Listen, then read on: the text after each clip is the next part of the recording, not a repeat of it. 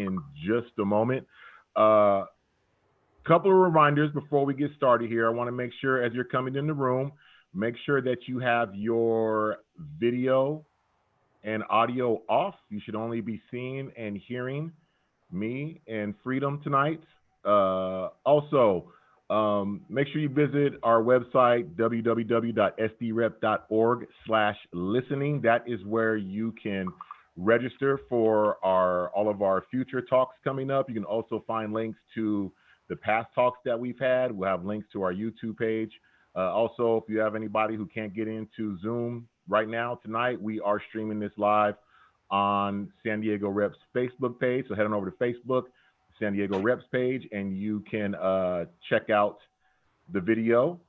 Also, a couple of reminders. We are extending this. We're going to keep rolling with this. This is a great conversation that we're having, and the support has been great. And thank you, everybody who's been sending us messages, whether it's been by email or by social media. Just want to give you a preview of what's going on. Coming up on July 30th, Thursday, July 30th, our next installment will be executive producer, producing artist director, a VIA international artist, Mr. Thomas W. Jones II.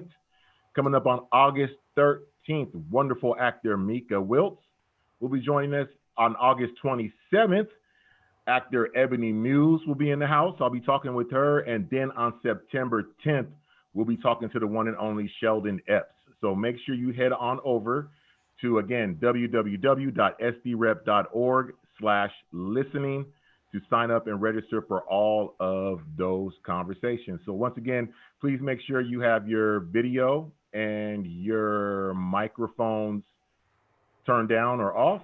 And you should only be seeing me and my spectacular guest who I'm about to introduce right now. Every time me and this brother get together, man, I don't know. I hope y'all ready, because ain't no telling what's going to happen with me and him. It'll be fun. Ladies and gentlemen, welcome everybody to welcome this man to We Are Listening. This is my man, Mr. Freedome Bradley-Ballentine. He is the Director of Arts Engagement for the Old Globe and newly appointed Associate Artistic Director. What's up, man? That's what's up, man. That's what's up. You know, just been busy this week. You know, I've been talking to a lot of people, and I'm so glad that I got to do your program, because when you asked me to do it, I knew that this thing was in the works. And right. and I couldn't tell you right then, because you know, you don't ever want to count your chickens before they hatch. You know, and I didn't want to say anything and jinx myself. Right. Even though I knew it was but I was really happy. I was like, yeah, I want to be on a med show. You know, like he's gonna be my first, you know, like broadcast interview. So I was just really excited, man. And I was looking forward to it. And when you reached out, you know, this week and congratulated me, you know, I was just really happy. I'm really proud of this moment, you know. Well, hey, man, look, I feel like a reporter who got the scoop. I feel like I got the scoop of the century. I feel like I got the big story of the year. Right when the news broke, I was like, "Oh, I'm talking to this brother this week. I'm the first one." So yeah. Again, congratulations to you, man. Like it's well deserved, and I know everybody who's watching today who knows you and knows the work you put in, man. They're congratulating you too. It's well deserved, man. And we know we're gonna use that as the jump off, man. Like we know you out here collecting titles like you Magic Kobe or Shaq or something. Like I'm Haile Selassie. Right. I wore my Bob Marley T-shirt. This boy, you know. That's right. Well, look, man, let's take that with, you know, the new position, and let's rewind things, man. Let's let you introduce yourself to everybody who don't know you, and give us a little bit of your background and how you got into this performing arts world, man. Well, so, you know, I got into this by mistake. You know, I always remember, you know, Ghostface. No, it wasn't Ghostface. It was Old Dirty Bastard from the Wu-Tang Clan. And he said, who would be an MC if you couldn't get paid to be an MC? You know, and that's kind of like how I got in the theater. You know, like I was in New York. I'm from New York. I didn't have a job, you know, and a professor called me up one day and said, you know, hey, I know you don't have no money. I know you don't have no job, but a former student of mine just became the assistant house manager at the public theater. Go over there and get yourself a job. So I went around the corner. I was at NYU. I went around the corner to the public theater. It was a building that I had never been in before. You know, Okay. I'd never been in. I was not a theater person. You know, I wasn't like, that wasn't where I saw my life is going. You know, I came from a working class family, you know, and professions in the theater. That's just not something that we really talk about. It's not really an option. You don't know about the jobs that are there. So I went over there, and I thought that it was just going to be, you know, like I was going to go there, get this little job, get some little money in my pocket, and it just changed my life. And my man that I met that day, his name was Greg Rhodes. He actually passed away a couple of months ago, you know, in this whole COVID outbreak. Young brother, and he got me in, and then he introduced me to the dude that was running it. So he had the first interview with me, and he was like, okay, this guy's, you know, he's all right, you know, he's not gonna burn the place down. And then he introduced me to Kim Reese, who was the house manager, who was also another brother. And there was this guy that worked there, you know, so I was there, and the public theater at that time, you know, George C. Wolfe was running it. And I went there, and there was this, you know, Danny Hawk he had his one-man show going on there, and he was playing like all these different characters. And Jennifer Lewis was there. She had a one-woman show, and she was playing all these, you know, like she would come out after the show and hold court, and there would be all these black people in the lobby, and oh my God, what's his name? More cowbell. I'm blocking his name. Christopher Walken. Christopher Walken had a show there too, and he was in the basement. His show was called Him. It was this real out there trippy show, and every night he would smoke the whole building out. He'd be in there, you know, doing his thing, and I was like, this is the place for me. This is a place where you could go. You know, at that time, you know, Bob Marley shirt. You know, I was really, you know, like into having my own life, and I felt like, yo, this is a place that I could see myself being. And then this guy Tommy, who had been at the public theater from like its inception, older black man, used to have a cowboy hat on that he would wear, and he said, and he explained to me, he broke it down how I was there. He said, you know, well, you're here because George is here, and I was like, who's George? He said, George is the guy who runs this place. And I said, oh, he runs the place? I was like, well, okay, cool. I'm here because he's here. He said, yeah, he wanted to make sure that the lobby looked like what's going on in the street. So he wanted to make sure that there were black people in there, that there were Latinx people in there. And that's how I got in there. I got in there because of him. And I said, well, point him out to me. And then he came in one day and he walked across the lobby and he's like, there he is right there. And it was this George is this little black man. And I couldn't believe that this little black man was running this big institution, this big multi-million-dollar institution. And that made me think, that set me off right there. I was like, well, if he's doing this, I could do this. You know, like I could run an organization too. Right. And that's how I got into theater right then and there. That's right. And well, not really right then and there. I still took some convincing that I can make a living on this thing. I did go in and I started teaching. I started teaching in Ethiopia. Okay. And all of my little lesson plans were like little plays, and it was like based on what I was going through at the time. So I was teaching kids how to speak English based on what my life was looking like. And when I left Peace Corps, I was like, I really want to work in theater. You know, that's what I want to do. That's right. That's right. And so at that time when you started, did you think that this was going to be something you were going to do long term? Did you see longevity, or was it like, I'm just going to do this and see how it pans out? Well, I thought that I was going to, I thought I was going to be an actor, like I was acting at that point, but I was learning how to run a theater. Like when I went back to the public after I came back from Ethiopia, I was like learning, I'll do whatever. So I was like doing security at the gate at the Delacorte Theater. And then I started talking to, they were trying to grow grass for this play, Cymbeline. that Andre Sorbonne was directing. It was this great set in the middle of Central Park, and it was made out of grass, but they were burning the grass. And I was like, well, you can't pour water, you can't water the grass at noon, and then turn the water off. It's gonna burn up all the grass. Right, right.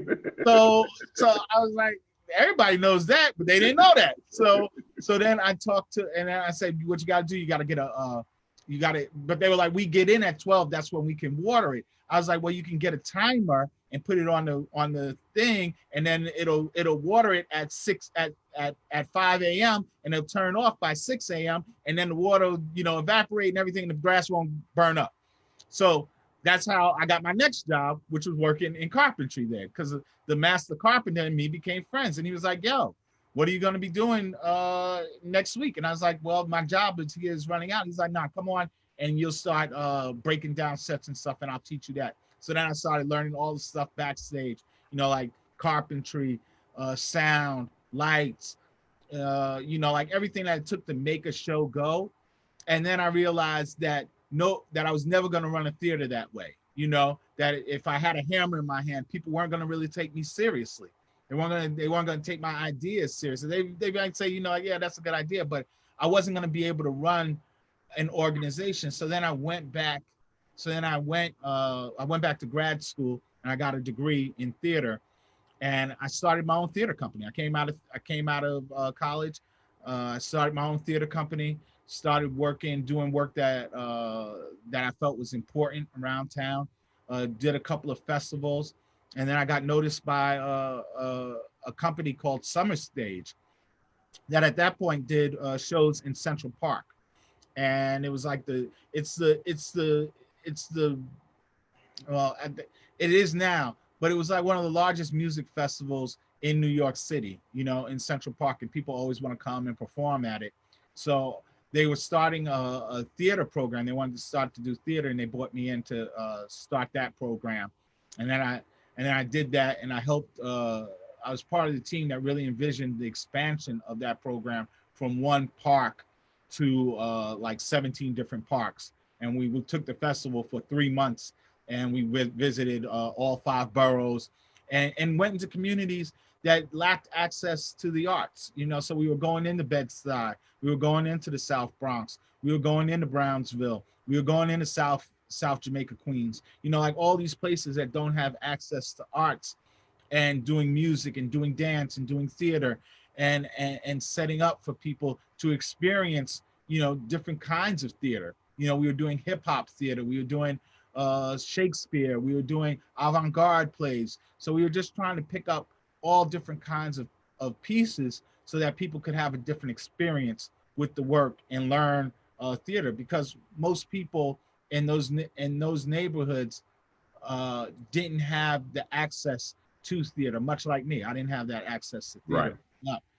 I learned about it at the public theater primarily, and Starlight Express, when my high school took me to go see it, or my junior high school took me to see that awful Andrew Lloyd Webber play. We walked around and ate disco lights and did the robot.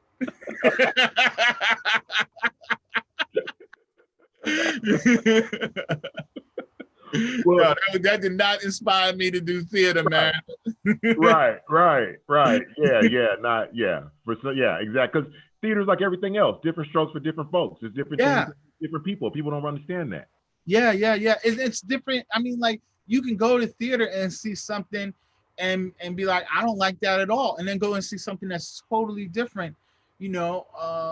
Like some people like musicals, some people don't. Some people like drama, some people don't. Some people like comedy, some people don't. Some people like avant-garde, some people don't. Some people like political, some people don't. Some people like, it's so many different kinds of theater that you can go in if you have a love for story and culture. And that's what my love was in theater was. It was about getting people together and sharing an experience and really conveying culture through the work, and really getting people together and having that kind of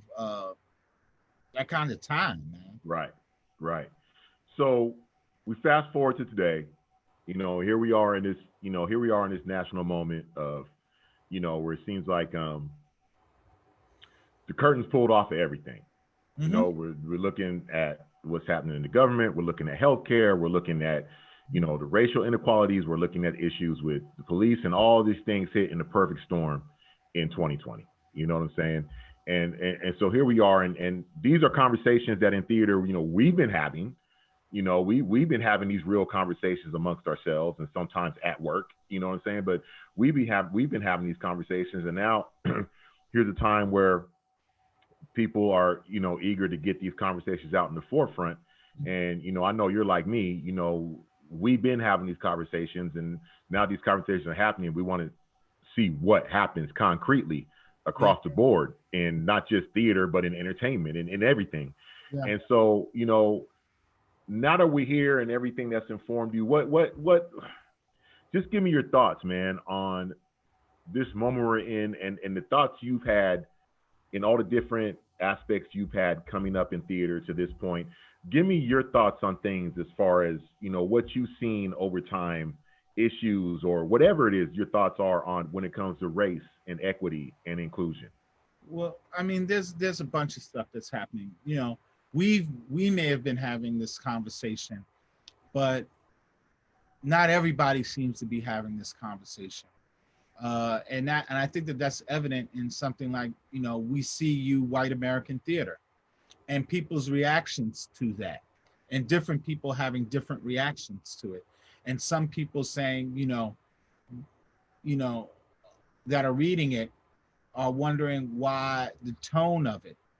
And the tone is very much, we demand this, we demand that. It's because we've been asking for it for so long and haven't seen any movement in it.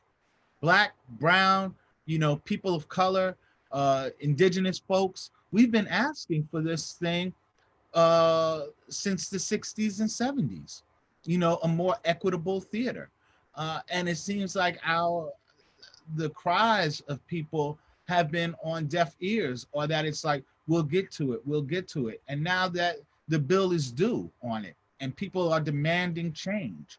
You see what happens. People are having to have this reckoning. They have to see what is happening to Black people in particular. It's the event of George Floyd has changed this country, and made people have to realize something. And I don't want to negate the thing that happened the day before George Floyd, Chris Cooper, and what happened to him in Central Park. Exactly. And everybody, and waking up that morning and seeing this man being falsely accused of something, and our minds went to, you know what could have happened to him? He could have been killed. By her saying that this Black man, this African American man, was threatening her life and going full Karen on him, Darth Karen, as she's been called by some, you know, and so people were woke on that, and then the next day to see what happened to George Floyd, people were like, this is what could have happened to him. So people were upset about that. And then their fears of that were realized less than 24 hours later. So that set people up to demand justice in this country, to demand equity in this country, to demand a stop to brutality, a stop to unfairness, and it's a call for justice. And that's the thing that when I read that article, when I read those demands aren't asking for anything but a call to justice, to create a more just theater,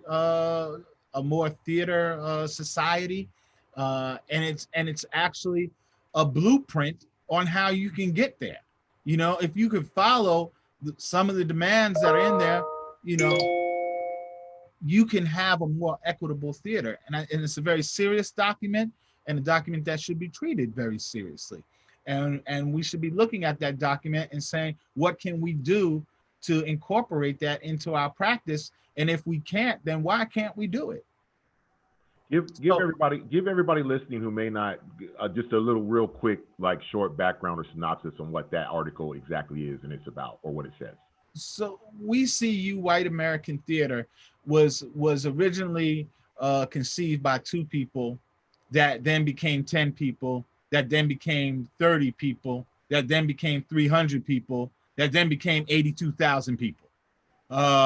And that's and the reason why it spread that way because it resonated with people. It resonated with people how the American theater has become or was set up to be, and that might be it may not have been set up, but that's what it's become. A place where people of color are operating on two different sets of rules, much like what's happening in America. That there's an America that's functioning on one level for for white people and that have privilege in that world, and there's another America that's set up for people that are not white. And how are we then dealing with racism in our culture and systematic racism in our culture? Uh, everyone says that most of my friends, they're not racist, and they say that they're not racist, and I believe that they're not racist, but it's not enough to be not racist. You have to be anti-racist. You have to be willing to take down the systems that have been set up that oppress other people. So how are you being, I know you're not a racist, but how are you being and how are you becoming an anti-racist? Right. And that's questions that we're grappling with right now. How are we as a society becoming anti-racist? How are we dismantling racist power? How are we dismantling racist policies? How are we confronting racist ideas? Right. So that's where I think most of us are now. And I guess the next question is in that space, like how do we honestly move forward with that? One of the big things I've seen, and as you've seen over the last years, there's always the workshops, there's always the racial training workshops, the racial sensitivity workshops, and the talk of the country now is the white fragility book, and there's how do we move forward in that? Because I know, like, I feel like, and we've always been like this because it's just how we are. We're just people who've always spoken our mind. Like, it is what it is. In every room we're in, we speak our truth. We are our truth. We look our truth, and we don't really have that much of a choice but to speak our truth. But at the same time, you have a lot of people who are like, well, who are Black or people of color who are like, well, it's not my responsibility anymore to teach anybody anything. It's not my responsibility. I'm tired of having the conversations. But, in my opinion, you can't get tired of having the conversations, and you can't be tired of being who you are. And you can't always just chalk it up to, well, we just need to get our own. And I'm like, well, we've had our own. There's people who have their own. But even if you have your own, you're still part of the greater community in whatever city or area you're in. You know what I mean?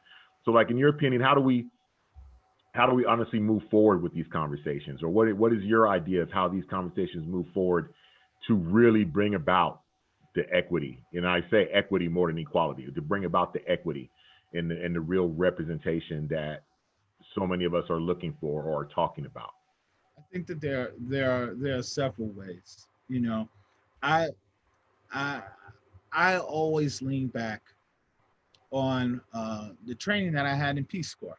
So we talked about something. My Peace Corps training is really important part of who I am as a person. There's this story of the Peace Corps volunteer who goes into the community and sees that people are pulling water, from the river, and women are having to walk 5 miles with this water on their head in the buckets. And he says, well, you know what? It'd be great if we could just drill into the aquifer and pump the water up and give people fresh water and not this dirty water in the river. And we could then, filter it and give clean water. That would be great. And he tells it to his supervisors in Peace Corps. And they say, that's great. We should do that. And they get all the people, the NGOs, the non-governmental agencies that are around. They donate money. They get money in, they build the water filtration plant. And it's great. And it opens up and it's this big building and people come from all over the country and they cut the ribbon. And yeah, it's wonderful. Then the volunteer leaves 6 months later.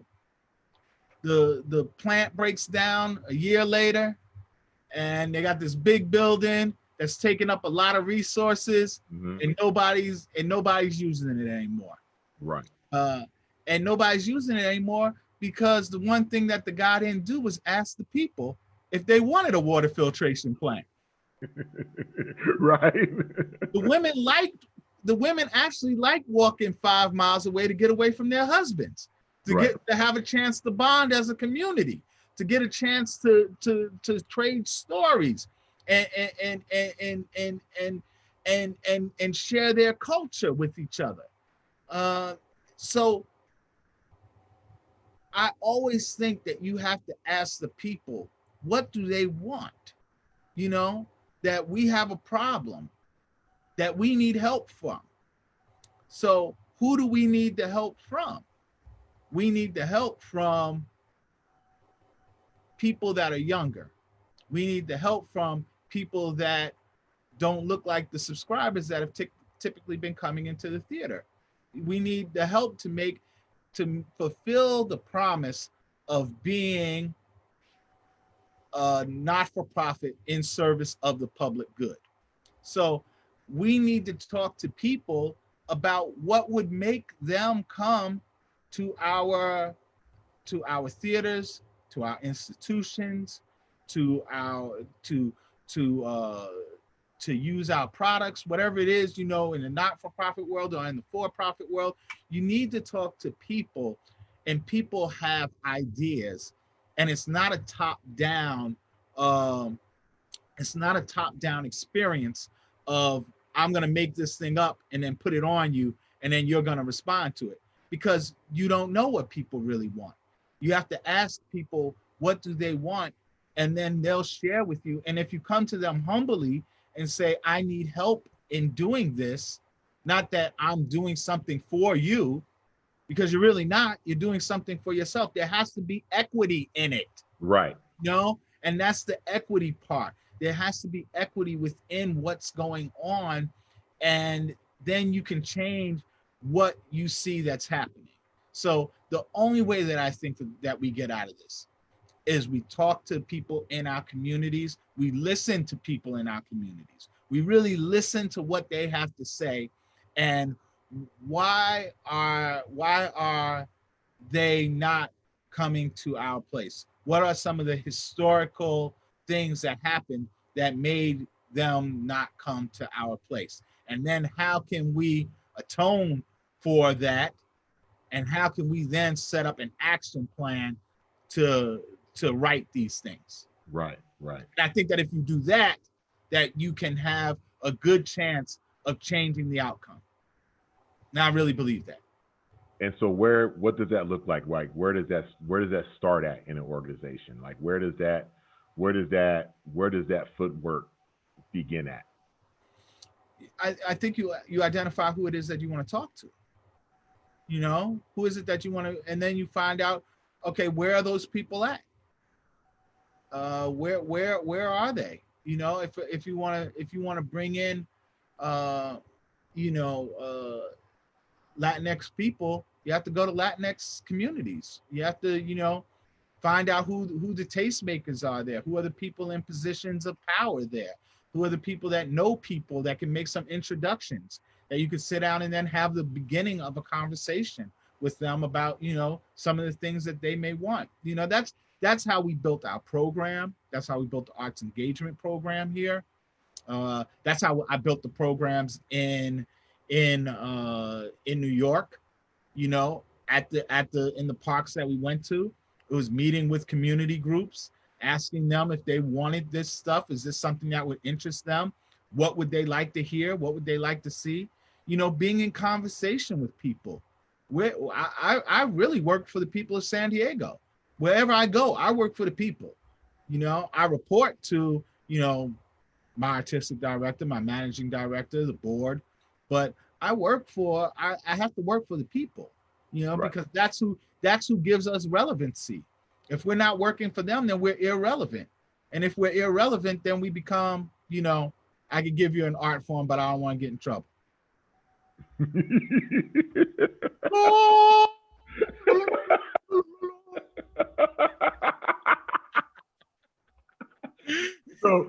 So in that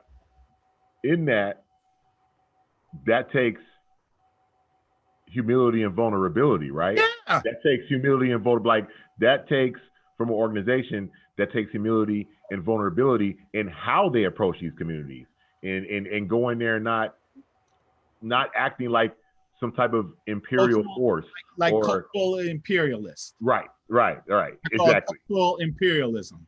You cannot be a cultural imperialist. Right. Successfully.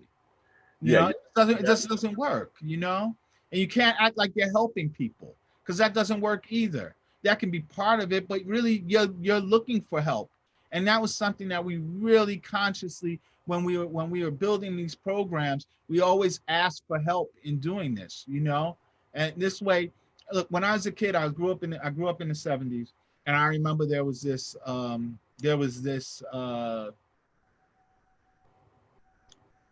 community center. And in this community center, I still remember what it looked. It was like, they had orange walls. They had pictures of Martin Luther King, you know, Malcolm X, Harriet Tubman on the walls, like big murals of these folks. There were drumming classes inside. I remember walking past there, you know, like folks in dashikis and stuff. Right. And it was a trip for me, because, you know, like my parents, you know, like my family, they were into like the Delphonics, you know, Earth, Wind and Fire, you know, like that's, but they were like playing Gil Scott-Heron, you know, like stuff that I just wasn't really used to. But I came there and it was a place that I started to go to instead of going to the park, you know, and it was a place that really meant a lot to me. And then I remember one day going there to look for it, and the place was like shut down and there was nobody there. And I remember asking the dudes at the laundromat next door how to, you know, like what happened to the place. And they were laughing. He said, I don't know. I guess you can't pay the rent, banging on bongos. You know, but it was like, it affected me profoundly, because that's part of the reason why I didn't think that I could ever become an artist. It started back then in my mind, because you couldn't live on that. But what I really realized is that there wasn't a proper argument that was made that the community, that the people that were there, that they had something that was really there to offer, you know, that they weren't just looking for free arts programs. You know, they were helping the county, the city, the state, to fulfill their mission of creating a better society. And when those things left, society fell. You know, you saw those places close up. You saw drugs come in. You saw trash not getting picked up. You saw all these things. You saw the deterioration of the community. You know, so they needed to have these programs. But it was like people were saying, you know, well, why are we paying for all this? Why are we paying for all this? They couldn't see the big picture, that you're really paying for a better society, you know, and that's where our tax dollars should be going to, is to pay for a better society, a more equitable society. Because when you're able to enter that space, and especially when you're able to do it in a true representational form, especially the young people, they see themselves. Yeah. They see themselves and they see more opportunities. You know, it's like, you know, I had a chance to talk to Freddie Jackson. I never knew this about him. He grew up like around the corner from the Apollo Theater. Mm-hmm. So growing up around the corner from the Apollo Theater, he's seeing all these spectacular superstars that sing.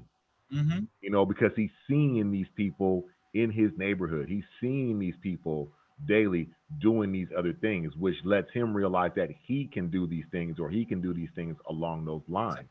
And, you know, when we're on this mission in the arts to, you know, everybody has these spectacular mission statements about, you know, reflecting the culture and this and that and reaching out. But, you know, if you're, like you said, if you're not taking it as part of your, a phrase that not enough people, I think, know or use these days, your civic responsibility. Mm-hmm. You know what I mean? I think that's a phrase Yeah. that kids should be taught. Like, it's just part of your civic responsibility of dealing in your city, in your neighborhood, to expose each other to each other's cultures in every way possible. And that theater or performing arts is one of the major ways that people see themselves in their cultures. Mm-hmm. Well, you know, I mean, like, that's a big problem is that, you know, I remember even when I was growing up, they stopped teaching civics. You know, they started dumbing down people because when they were teaching civics in the 60s, people started hitting the streets, you know, and saying that these are what my rights are. You know, Right. like, I don't have to be just you know, a cog in the machine, man. You know, like, I can be the machine. Right. And stop teaching civics. But we need civics. You see that we need civics now more than ever. You know, with how our country is running, and yeah, that's it's important.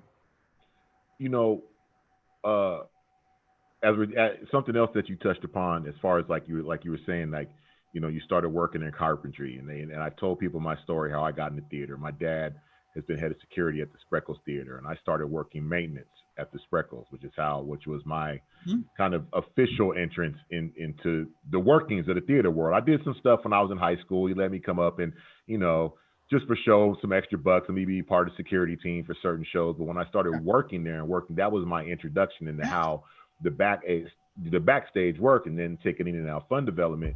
And you know, just like your path, and now, you know, when we're talking about representation and trying to show people that even as we're talking about this, that there's more than just what happens on stage in theater. There are other careers. And what I try to tell people is that, you know, you're already dealing in American theater, and for the most part, you're already looking at a lack of representation because it is mostly white. Mm-hmm. Then when you move away from the stage, it becomes even more white once you start getting into, you know, what is happening backstage and the technical stuff. Then when you get into administration, it becomes even less. Mm-hmm. And then when you get into like me and you, as far as being men working, black men working in administration, and people might not believe this, but we've been to the conferences, we've been to the national conferences. Mm-hmm. You are a unicorn. Like, you're a unicorn. You stand out in those rooms when it comes to that. What has been some of your observations in that space? Because, you know, I try to spend my time telling people about, hey, it's not just about what happens on stage. I want young people to understand they can come into this thing in the tech world, or in the tech way, or the administrative way, or the electrician way, or the carpenter way.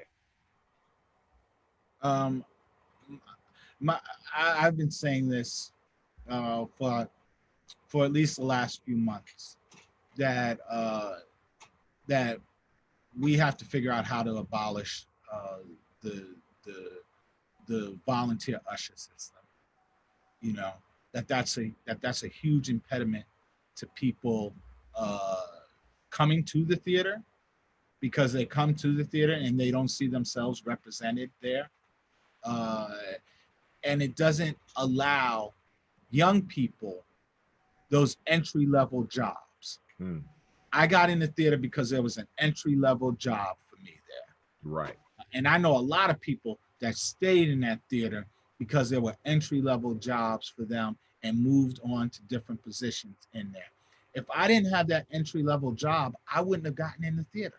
We Right. we would not be sitting here having this conversation. No way. No way. No way at all would I be having a conversation with you. Would I be the associate artistic director and director of arts engagement at the Old Globe? Would not happen. Not a possibility.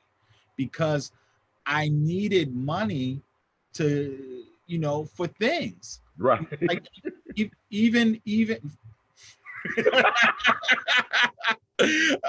for things.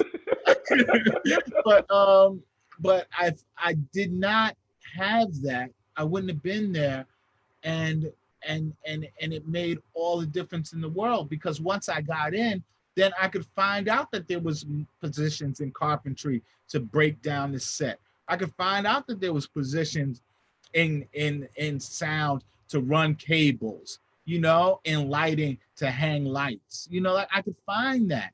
But if I didn't have that, like I couldn't afford to be an intern. Like I couldn't do that.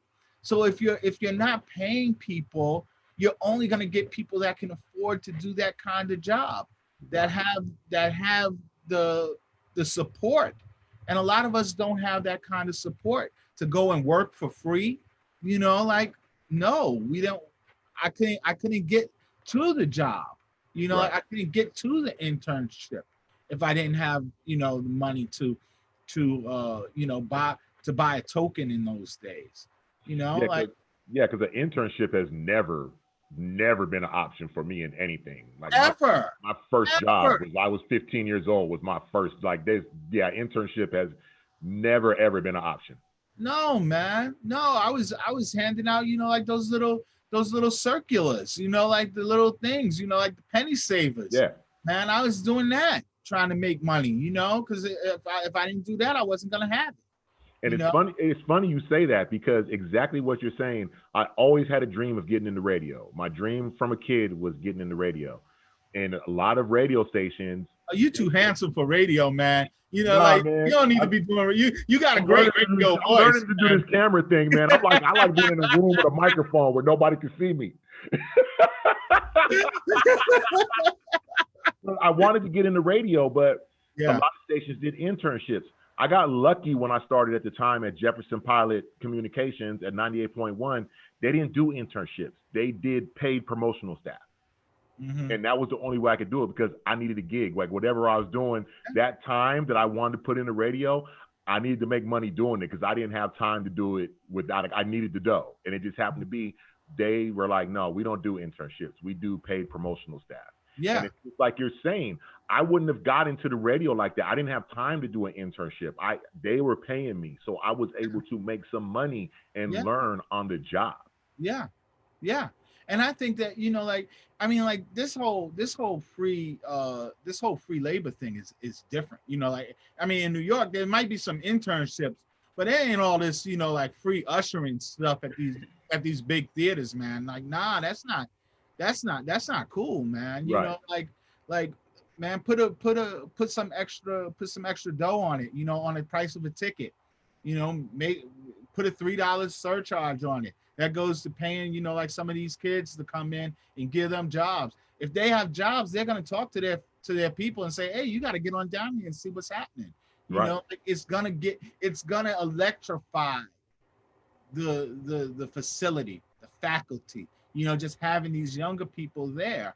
You can still keep some volunteers there, because some of the volunteers are older, they're on fixed income. They can still get the same deal that they had, like see free shows and stuff like that. Like we can leave it, but we gotta radically transform it. I think we gotta knock that number down so that we can make room for some of these kids to come in here, for some younger people to come in here. Have to. Because like I'm looking at, when I look at things like, I watch a lot of NBA, I watch a lot of peripheral basketball stuff. And it's like, even more now and ever, but you see like, you see the videos in the summer, or videos right now, this top recruit out of high school, he's playing somewhere with James Harden on the court, or he's playing somewhere with Jay Morant. And I'm like, that's pipeline. That's a young cat getting ready to come out of high school, and he's playing with professionals. He's putting himself in that space, and we don't have that pipeline, like you're saying, because those kids don't have, like you said, they don't have time to volunteer for nothing. They need to get paid. They need to make money. They need to take money home. They need to make money for school. And if we want them to come into this field, then we need to be able to have a pipeline. They need to come sit with me at work and Yeah. watch what I do, deal with these contributions and deal with grants and deal like they need to come sit there and watch you at work and what you do Yeah. as you reach out to people. Yeah.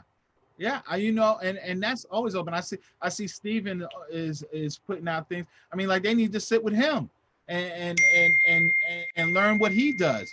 We need to be able to train people. We need to let them know that this is a viable option for them in their life. The Globe has 117, I think, full-time employees. They're not on stage. Like they are running our IT, our tickets, our box office, our finance department, our HR department, our philanthropy department, our marketing and PR, our arts engagement jobs. Like there are a lot of jobs, our artistic jobs, our general management jobs.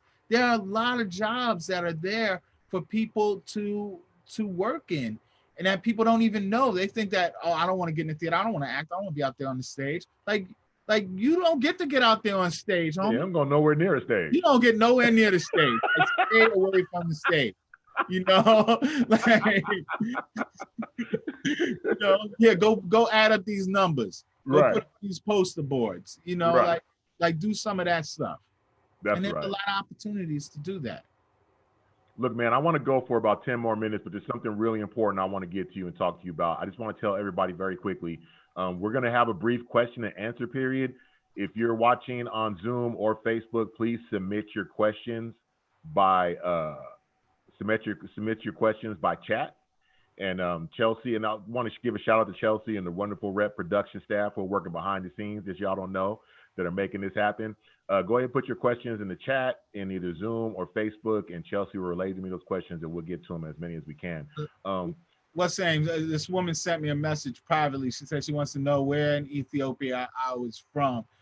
She was in Addis in Peace Corps in 66 and 68, a lifetime ago. She was in the city. You were having a good old time in the city, Susan.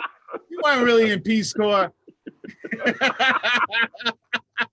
I was in the countryside. The Chica bit. I was in this little mud town. I was in Sadamo. So yeah, I was in the real Peace Corps. Like there's some people that are in Peace Corps and they're like in Peace Corps in the Dominican Republic. And we're like, man, you were in, like Club Med Peace Corps. I told y'all. I'm just teasing you, Susan. I know it's hard. Being in Peace Corps is a hard job. We just all like to tease each other. well, that moves on to the thing that I wanted to talk to you about, man, because I don't think people understand how important this is, and I want you to touch briefly on why you feel this is important about, the work you've done with incarcerated populations. I don't think people understand that. People think when people get locked up, that's it, they're gone. They don't understand. Majority of people get locked up, got to come back home. Oh, and yeah. You will want them to come back home in better mental and spiritual shape and better and educated better than when they went in. This is something that, really hits close to home to me. Talk to me a little bit about the work you've done in that and what inspires you to do that and why you feel it's important. Man, that's a classic example of, I remember when I was talking to Barry and he was talking to me about the job, and he was like, so what are you going to do? Barry, so what are you going to do? And I was like, I don't know. It's like, you don't know? What do you mean? I was like, I don't know. I don't know what I'm going to do. I'm going to talk to people and I'm going to figure this thing out. I'm going to figure out what we can do, based on what the people want. And I had no idea that we would be doing a program in prisons when I came here. No idea at all. But we have a tour called Globe for All. And the Globe for All tour is a traditional outreach program. You have a program, you go into communities, you show what you do, and then you go home. But the good thing that we had with Globe for All was we had a way of having a conversation with the community and saying, all right, this is what we do. This is what theater looks like. What do you all, how does this fit into what you all need or what you all want? Or how can we work together in something? And we went out to,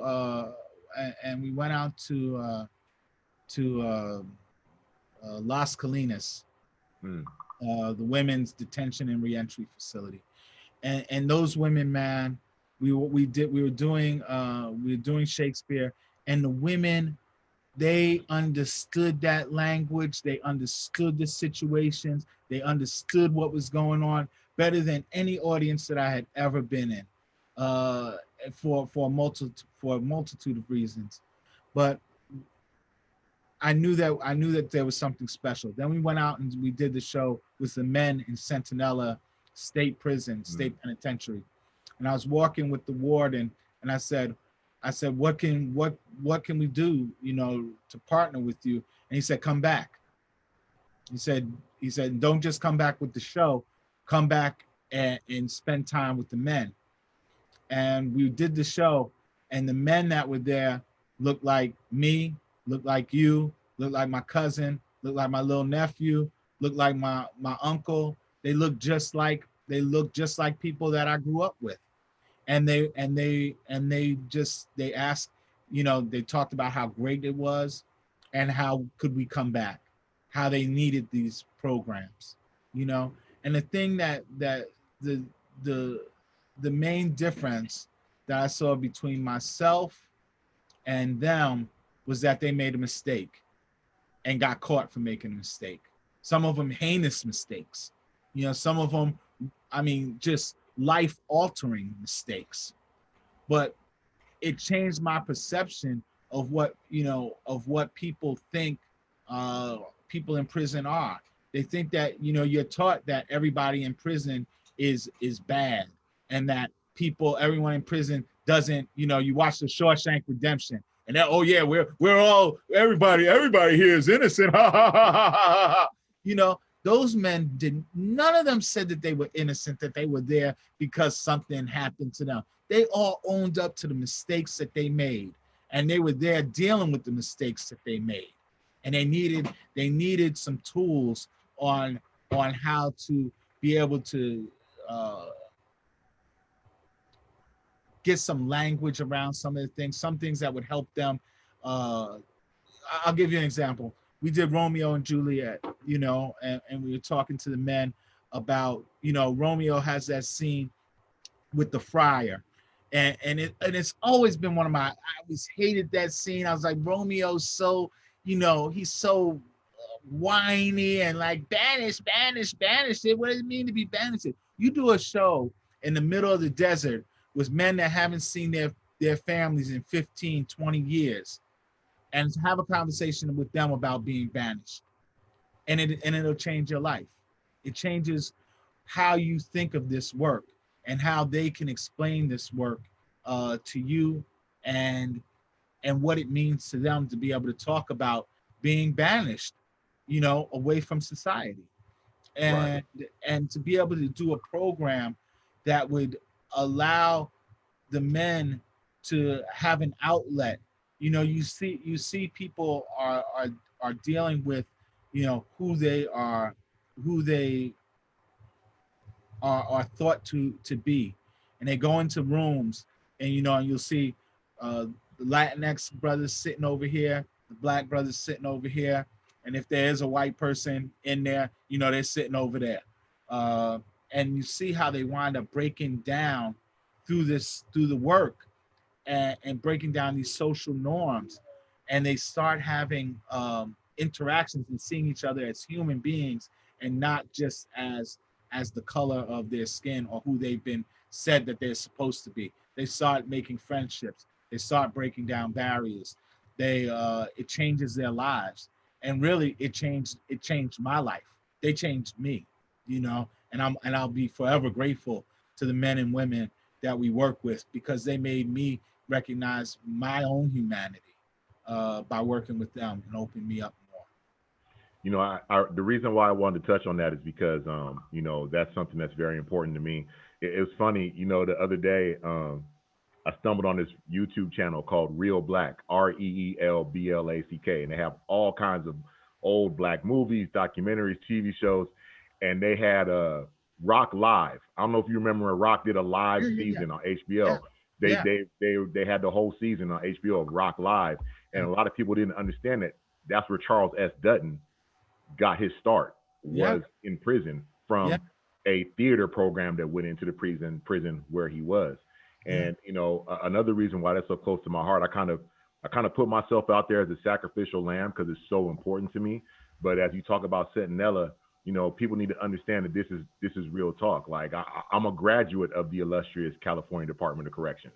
You know what I'm saying? Like you know, like you said, people make mistakes when they're young. It depends on what they do with it. Yeah. And here I am, so many years later. Been in San Diego radio and in this performing arts, community for the last 20 years. And people need to realize that, you know, there's roses growing from concrete everywhere, like my man Pac said, and we need to be able to take the time to understand that, like, what you guys do in that space is so important because there are men who are looking to turn themselves around. There are men who just made mistakes.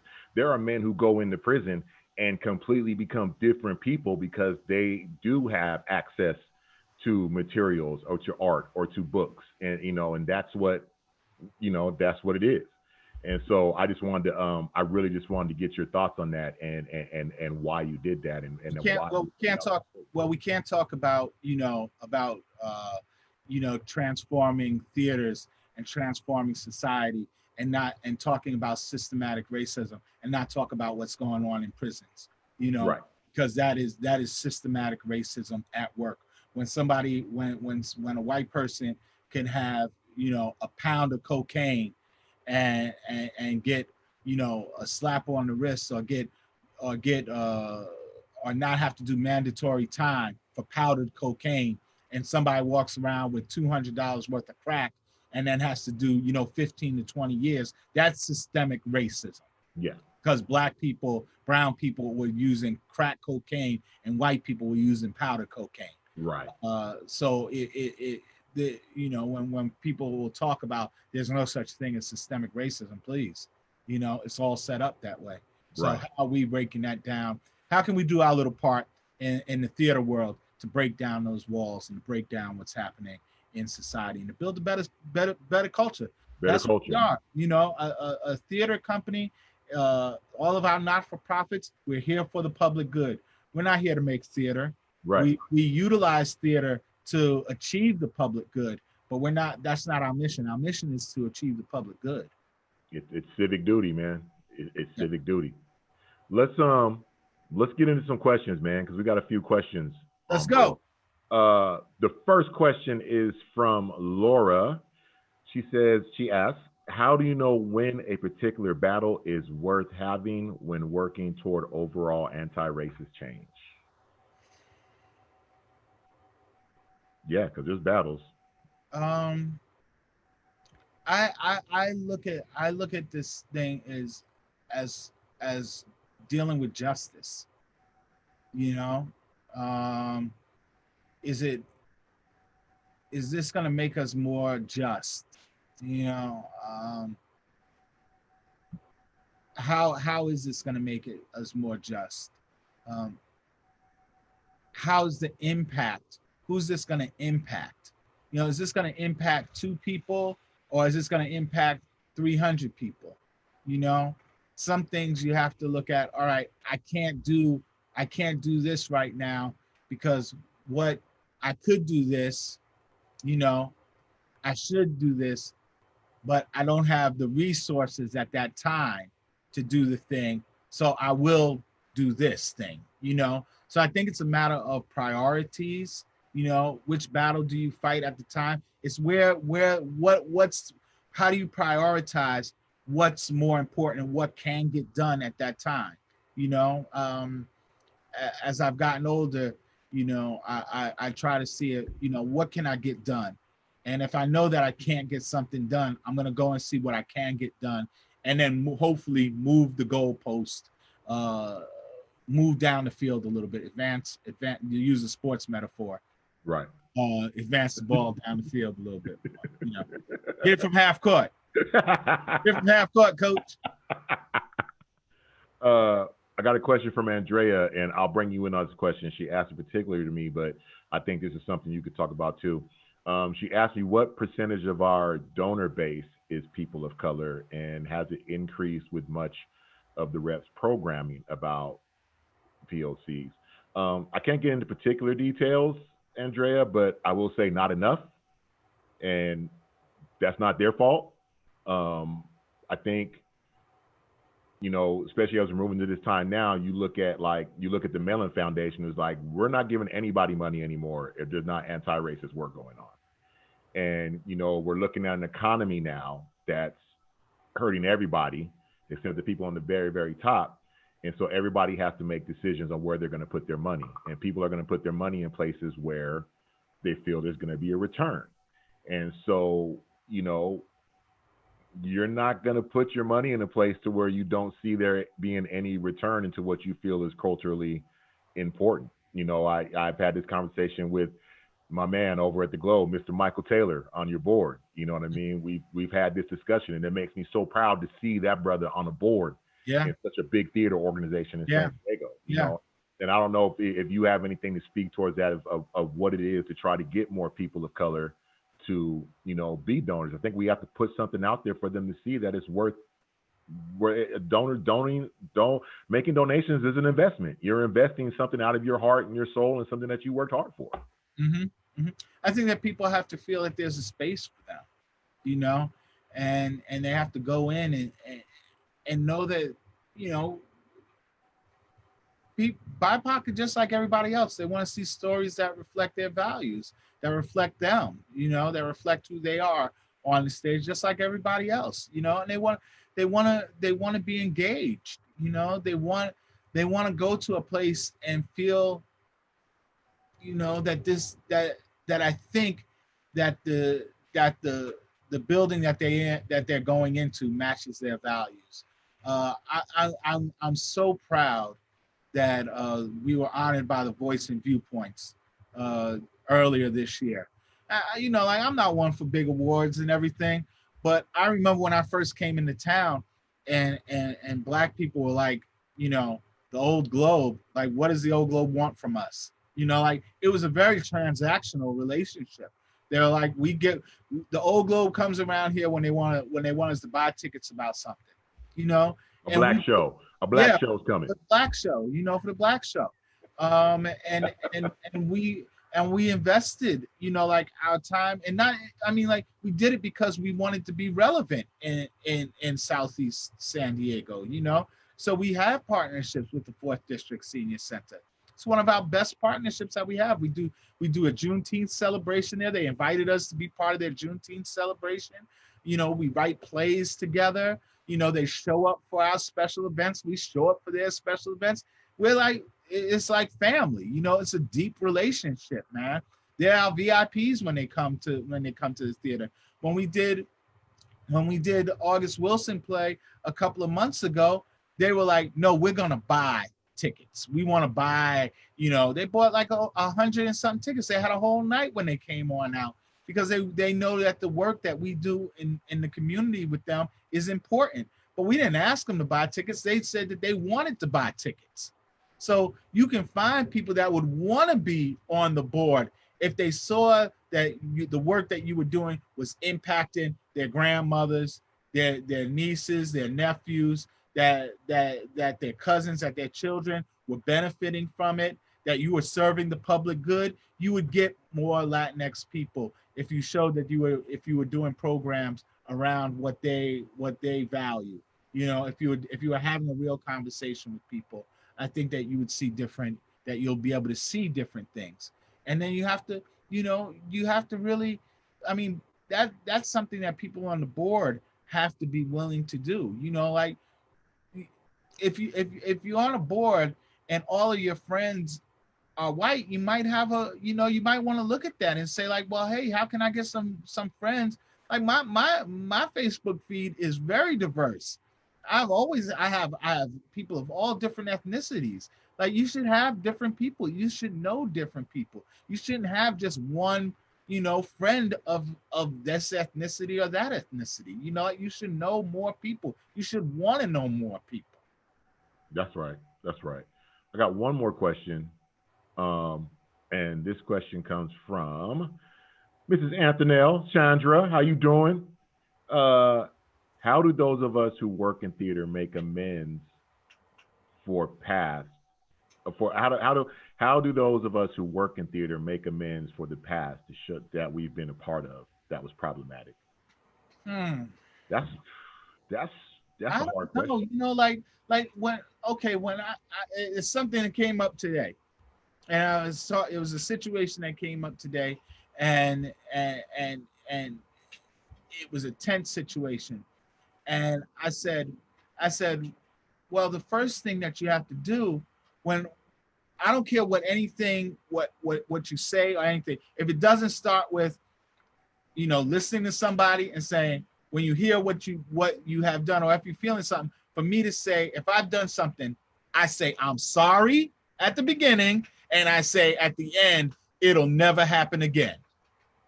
And in the middle, I say, this is what I'm gonna do around it. But I think that it has to lead with, that any atonement has to say, like, I heard what you said. I offer this apology. This is how I'm going to do to change what happened. And I guarantee you that this will never happen again. Right, right. And I think that's what has to happen in anything when you're looking for, when I've done stuff. I remember one time, I had a person, one of my colleagues, and I was stressed. I was in the office. I was banging out something. I was trying to do it. And my colleague kept asking for this thing, and I was like, wait. And they kept asking, and I answered them very sharply. I said, I'm doing something right now. And it was like, and the room froze. And I knew that I had went a little bit too far in my answer to that person at that time. So I finished doing what I was doing, took a break, took some time. And then I went back in front of my whole staff and I apologized to her. And she said, you don't have to apologize. And I was like, I said it in front of everybody. I said, I was this way. I snapped at you in front of everybody so I can come to you and apologize in front of everybody. And in this way we can get over it, Right. We can have a conversation about it. And people see that, hey, we're all human. We're all trying, we're all trying. That's right. I think a big part of that too. They're very simple words, but they're really hard to deal with, especially in the social media world we live in today, because everything is so quick and everything's so many characters, and people are in there. Everyone's in their little social media bubbles. Like you said, you have to diversify the people that you deal with, or you're not going to understand. I think, it's kind of quantum thinking, being in two spaces at once or being in two different states. You have to be able to deal with empathy and context. You have to be able, no matter how hard it is, to put yourself in the place of the other person. You have to try as much as you can to just put yourself in that place and remove yourself so that you can see how that situation is flowing to them, because it's not flowing to you the same way it's flowing to them. Your experience is not the same. My experience is not the same as yours. Yours is not the exact same as mine. We're in two different places, so we have to have some type of empathy to slow ourselves down and be able to just understand where that person is coming from, or how they're telling us the past is perceived to them versus how it's perceived to us. Yeah. I don't think we have any more questions, man. Freedom, we gonna have to do. I can talk to you all night. We can go on. We can go on till like 12 o'clock tonight. I know. You gonna have to come back, man. Especially if you've had some fine brown in here.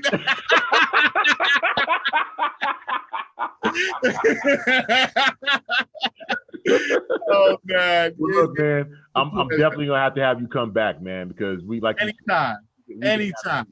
me and you could just have a series in ourselves, man, with this Well, conversation. well, the thing is, man, the thing is, you had asked a question before, and we'll wrap it up too. Like Yeah. how you make these changes, and I left out a very important part. There has to be some kind of accountability that happens. There has to be like, okay, once you come up with the action plan, then you can't just let the action plan go. You gotta have real check-ins on the time. So like set deadlines for yourself. We're gonna get this done from this point in the first 6 months. Then we're gonna bring people back that we talked to and reconvene and report out. And then we're gonna have another section we know that this is gonna take a year to do. So we're gonna begin the phase 2 at this point. Then there's gonna be another point that we come back and check in at the end of that year. Then in 18 months, we're gonna come back and check in again. We're gonna report out. We're gonna say what we do. We're gonna reassess. We're gonna fix some things, and you keep going like that. But it has to have some real kind of accountability, some real reporting out, and it has to be transparent. That's what people are demanding right now. They want to see that something is happening, and they want transparency, and they're asking for it, and they're not asking for it. They're demanding it. And if you don't do it, you're gonna run into some serious problems. I think if you're not able to be transparent in the actions that you're doing, especially when you're talking about being of public service.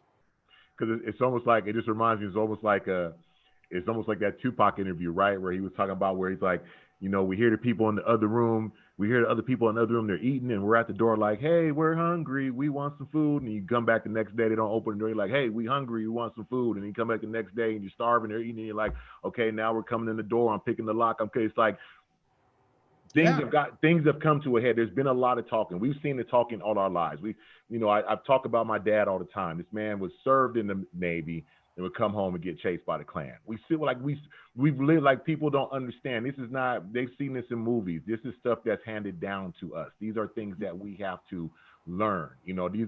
We have Monique Gaffney on here, and she was talking about seeing James Baldwin in her house as a kid. And I was watching James Baldwin's I'm Not Your Negro the other day, and he had such an interesting thing, an interesting quote where he was saying that growing up, we had to see white people in institutions. We had to.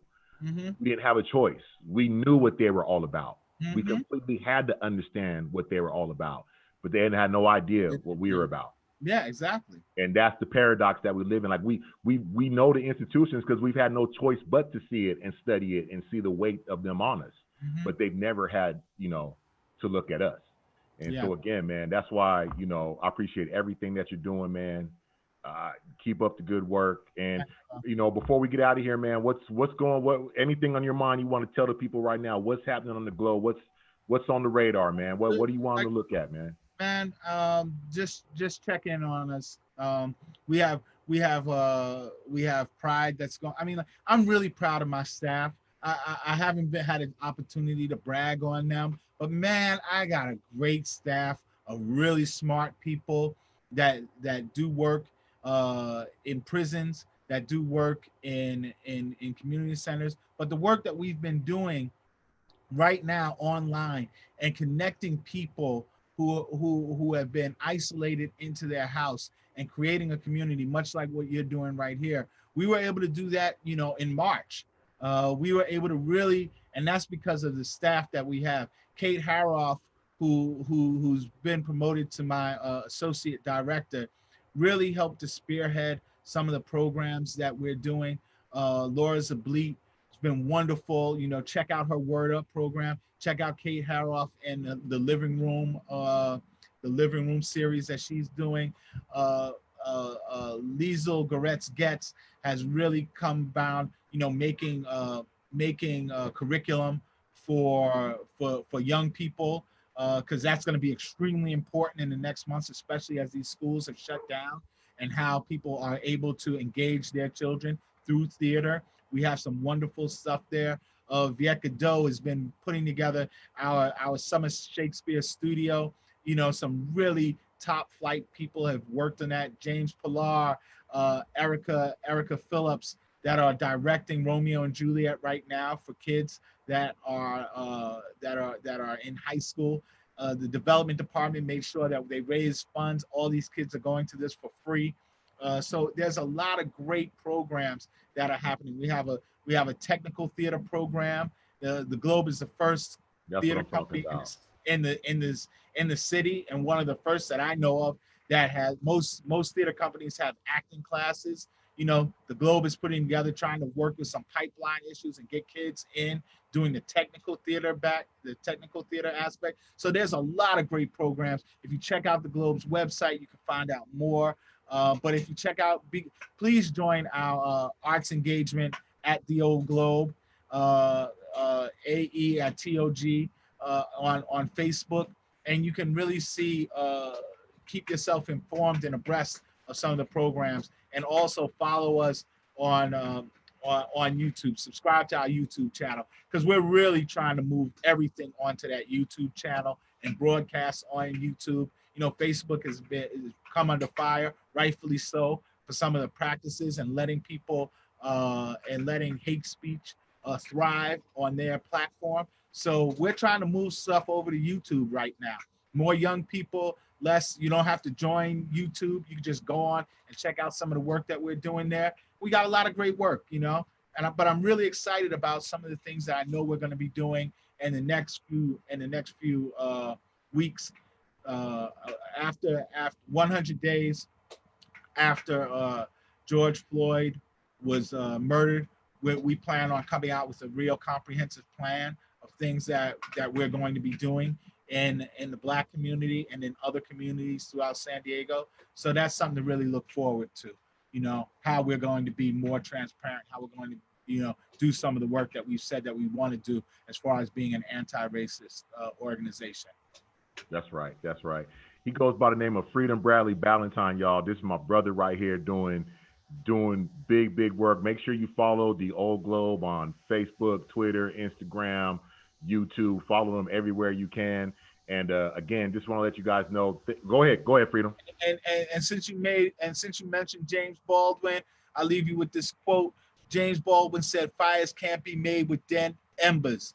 Enthusiasm in our daily work lightens efforts and turns even labor into pleasant tasks." So Find what you love to do in this world, and it's not work. It's a joy to do it. All right? That's right. That's what I'm talking about. Be excited to do it. Y'all, make sure you come back and join us on July 30th, where I will have Mr. Thomas Jones for a conversation. And also on August 13th, actress Mika Wiltz. Look, Freedome, thank you, man. Thank you. Appreciate it, bro. Bring me back anytime. I love doing this. Man, we'd love to have you back, man. And everybody, please, again, follow the Old Globe. Follow everything they're doing over there. They're trailblazing here in San Diego. And make sure you follow San Diego Repertory Theatre on Facebook, Instagram, Twitter. You can watch a rebroadcast of this discussion on our Facebook page, also on our YouTube page. You can check out all the other discussions we've had so far. And again, thank you, everybody. Have a great weekend. Be safe. I'll talk to you in a couple weeks when Mr. Thomas W. Jones is joining me. Freedome, again, thank you very much, man. I appreciate it. Thank you, Ahmed. It's a pleasure. All right, man. Have a good night, and have a good night, everybody. All right.